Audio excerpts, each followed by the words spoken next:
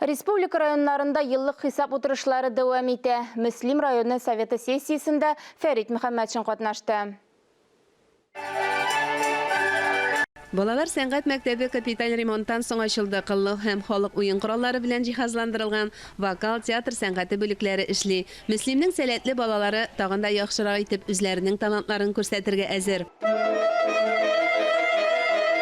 Фәрит Мөхәммәтшинны балалар сәнгать мәктәбе генә түгел, Агромастер җитештерү компаниясенең масштабы да гаҗәпләндерде. Элеккеге авыл хуҗалыгы техникасы мәйданнарында чәчү комплекслары, культиваторлар, тәгәрмәчле тракторлар җитештерү буенча заманча завод эшли. Европадагы конкурентлардан калышмас өчен яңа җиһазлар, роботлаштырылган эретеп ябыштыру комплектларын кулланалар. Продукцияне республикадан читтә дә, якын чит илләрдә дә саталар. Узган ел район өчен Мөслимнең 300 еллыгын һәм бөтен Россия авыл сабан туен үткәрү истәлекле булды. Сабан туенда төрле төбәкләрдән 35 меңнән артык кунак кабул иткәннәр. Эш йомгаклары, киләчәккә планнар турында сессиядә фикер алыштылар. Сәнәгать һәм агросәнәгать муниципалитет икътисадының нигезен тәшкил итә. Авыл хуҗалыгында җитештерү буенча район республика рейтингында 14-нче урында.